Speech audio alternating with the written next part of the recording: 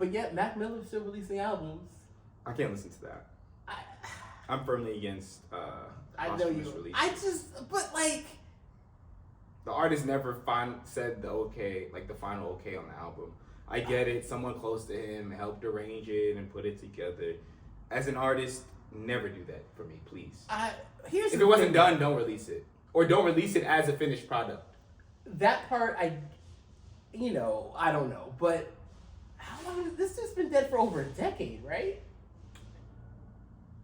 At least like 6-7 years, yeah. So that's kind of, I was like, wait a minute. Like, because there was one album they released. Yep. This isn't the first one. Right after he died. This is the second album. And that one was almost done. That one I kind of understand.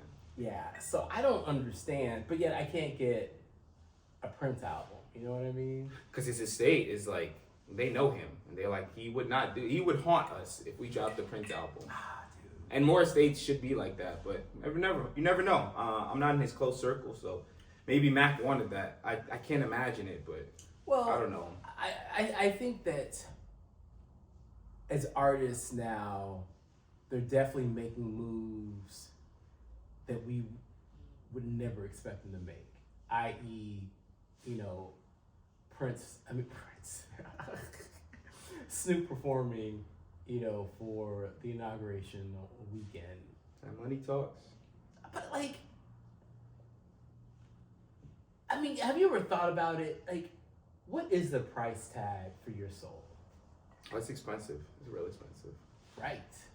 Yeah, and I don't got nearly as much money as he does. Right. But also, I think certain people get to a certain level and the price might actually go lower because now they're just thinking, I don't know, I feel like when you've seen too much, you start to realize that everyone does it and you're better off just fending for yourself or looking after yourself. So because I remember Snoop said, was it 4 years ago or 8, I guess? It was when it was the first 2016, term. yeah. The first term. He said, if you essentially are there, the inauguration, whatever, perform for Donald Trump, you're a sellout, something to that effect. Yeah. And then, times changed. But what changed? He what pardoned changed Kodak. For him? He said what? He pardoned Kodak. Life is different now. What's happening to our celebrities? Not even our celebrities. What's happening to people to make them these dramatic shifts? Because we're both adults. We're not kids anymore. Yeah. So a lot of those younger ideas that we had have kind of drifted away. Mm-hmm. So I feel like, as we get older, our shifts are more micro. Yeah. But that's a massive shift in 8, almost in 10 years. Mm-hmm. What happened to that dude? Because it can't be bread. Because at this point, assuming, the loan sharks weren't after him, you have to be talking about millions of dollars. It could be. It really could be that much. Like, you gotta remember, Elon Musk alone, obviously richest man on earth, gave the Trump campaign $175 million that we know of. Right. That is probably nothing for him to raise, $5 million to give to Snoop, because they understand the need for the optics of black approval for the culture.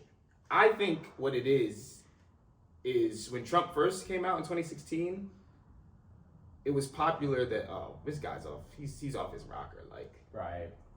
But now that he's won again, right, and all his homies won with him, and they got all 3 branches, they got the Supreme Court, how long are you going to choose to not be with the winning team? I think some people, it really comes down to, do I want to keep being against him? Or do I want to join this and make money with him? Because clearly, me going against him and everyone saying they was against him didn't work. It didn't. But you're saying that's a heavy statement, though. It is, and it might not be that, but I just feel like there's an element to winning and making money with him that this goes back to. So, Monday was a massive day because not only was it the inauguration, but it was also MLK's birthday. It was. So I decided to watch Selma in honor of it. And it's not a great movie as far as movies go, but I just kind of leaned into the storyline. And you can't help but ask the huge question, what happened to Black celebrities in America? You know, because here's the other thing, and I got into this interesting argument with a buddy of mine. So, you know, you had Snoop, you had Nelly, you had Rick Ross, you had Soulja Boy. Mm-hmm. And, you know, in my humble opinion, that's not A-list quality Black celeb across the board. And even if you include the whites, Carrie Underwood, Billy Ray Cyrus, some other country. Well, for an A-lister, it's career suicide still, I think. But okay, but you're talking about, so this is President of the United States. Mm-hmm. So this is like, you know, upper echelon as far as power goes. Yeah, power, yeah. Yeah. Respect, not so much anymore. No, because I don't consider any of those folks A-list. Yeah, no. You know? And so, because they weren't A-list, there's still room to say no.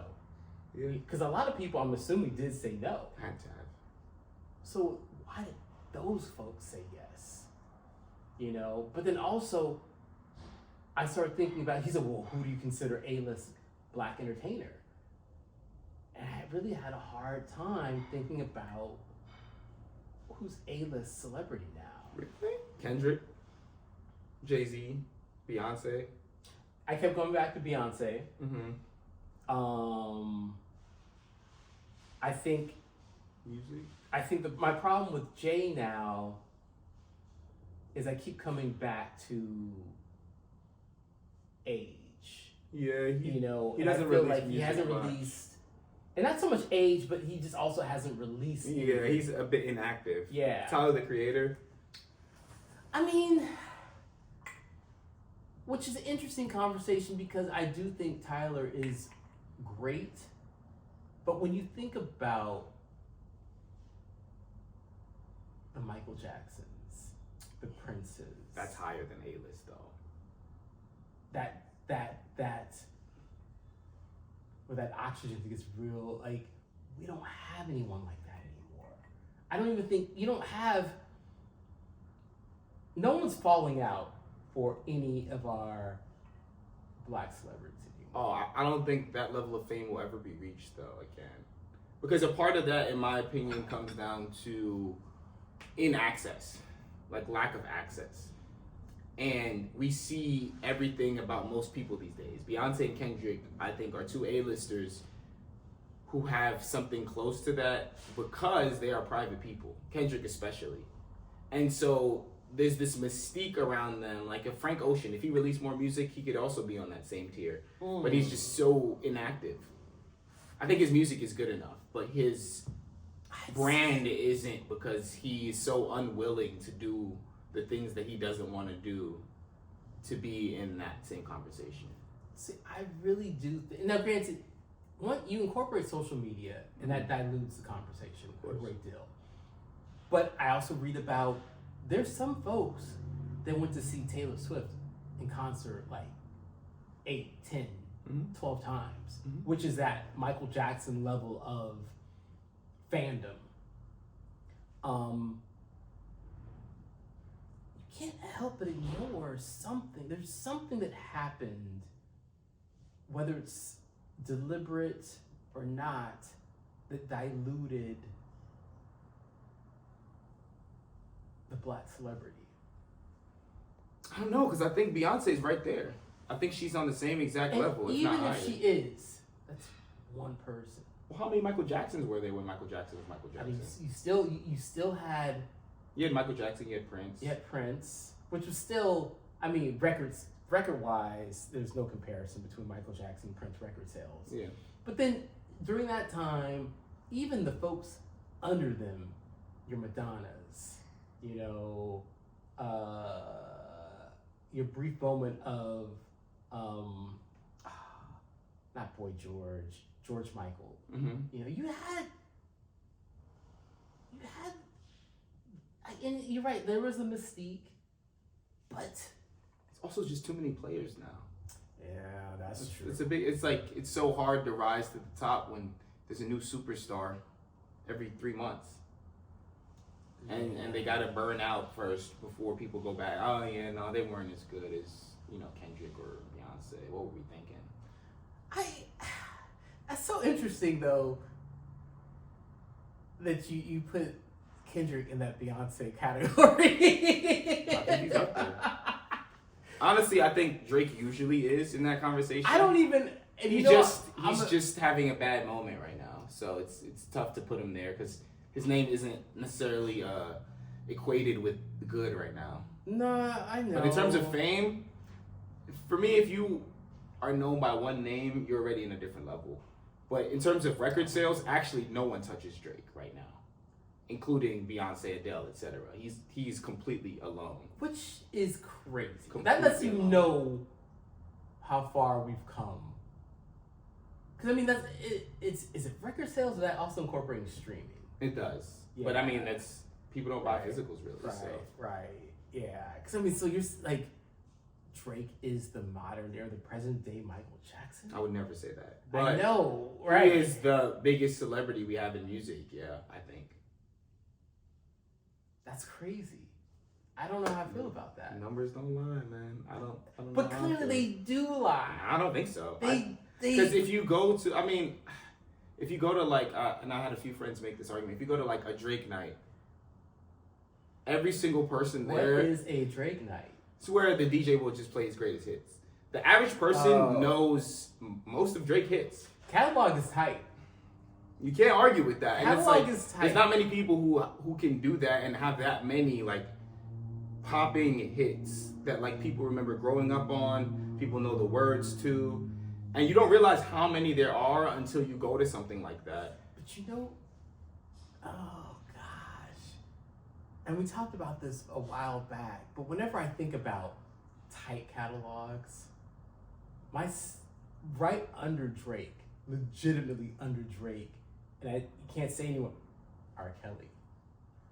But yet, R. Kelly's got removed from the history books. Like, he does not exist anymore. He was diddly. It's hard. I mean, but that catalog... Untouchable, of course. It's a different era, though. Like I said, we know too much, so it unfortunately worked against him.